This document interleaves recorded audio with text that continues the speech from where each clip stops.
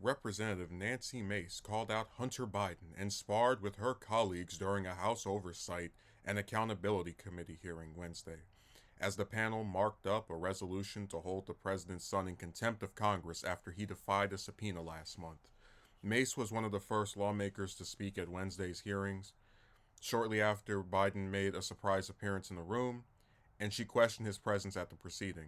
My first question is, who bribed Hunter Biden to be here today? That's my first question. Second question, you are the epitome of white privilege, coming into the Oversight Committee, spitting in our face, ignoring a congressional subpoena to be deposed. What are you afraid of? You have no balls to come up here, Mace said.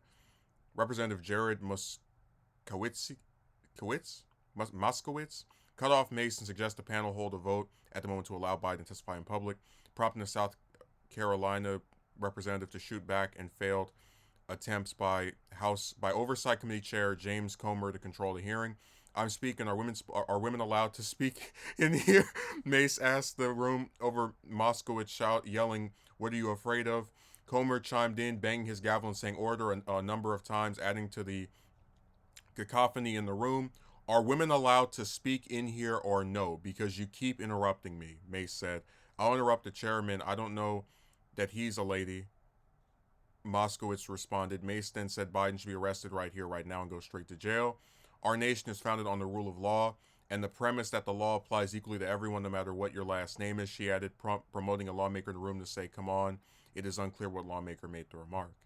Shortly after, Representative Andy Briggs stepped in to condemn the interruptions and his colleagues acting like Nimrods. Are we going to continue on with this blatant interruption? This is absurd and inappropriate, Biggs said.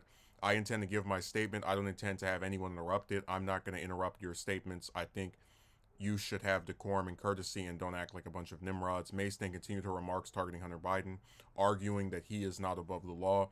It does not matter who you are, where you come from, or who your father is, or your last name. Yes, I'm looking at you, Hunter Biden, as I'm speaking to you. You are not above the law at all. They said he's wow. The article misgendered her. Hunter Biden broke the law. He did so deliberately. You did so flagrantly. You showed up on the Hill on the Senate side the day of that congressional subpoena to defy it and spit in the face of this committee. That's what you did.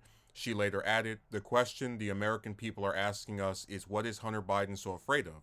Why can't you show up for a congressional deposition? You're here for a political stunt. This is just a PR stunt for you. This is just a game you are playing with the American people. You're playing with the truth. She ended her remarks telling Biden, you play stupid games, you win stupid prizes. The Oversight and Judiciary Committee held hearings Wednesday to mark up a resolution to hold Hunter Biden in contempt of Congress after he defied a congressional subpoena last month, refusing to sit for a closed-door deposition. Instead, the younger Biden delivered a statement on the Capitol complex and said his father was not financially involved in my business.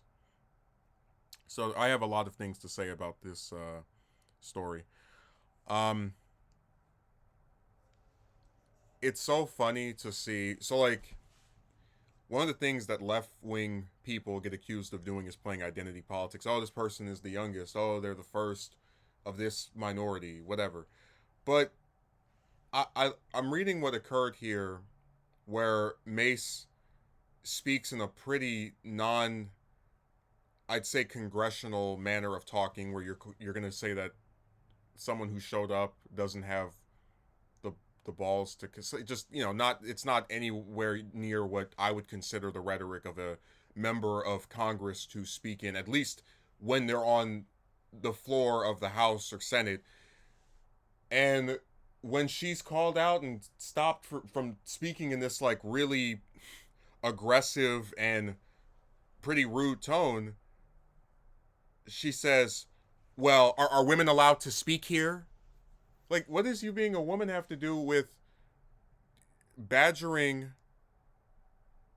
someone over their attendance of an event that surprised her? I'm sure surprised everyone that was there.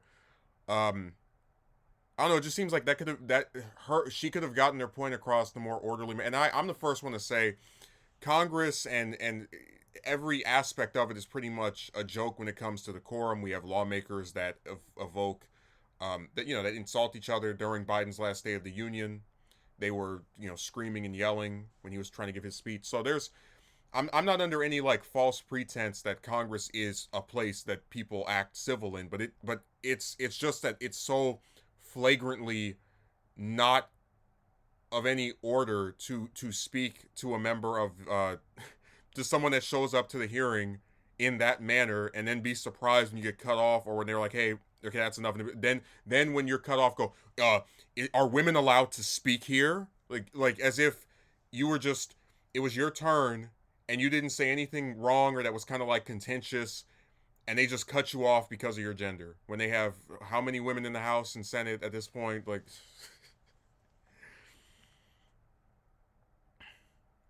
but no, the substance of her argument is not something I necessarily disagreement with. I mean, I feel like if I were to be subpoenaed by the House or Senate or whichever committee from whichever branch of Congress, and not show up, and instead give a speech somewhere else, I think I would go to jail. Like, there would be some consequence for me doing that. But when you're talking about these people, they do have a lot of plot armor and they can just get away with whatever. So I would agree with her that he is the epitome of white privilege. But the rest of her charade, I can't get behind the whole, like, are women allowed to speak here? That was nuts. So we'll I guess we'll see if these people actually are able to get him to answer for his crimes. Even though I said before, most of the stuff with Hunter is just them trying to see if they can find his dad as being culpable of something, and I don't think it's going to add up to anything meaningful. But we'll find out. Are women allowed to comment on this video or write things online? Yes, they are.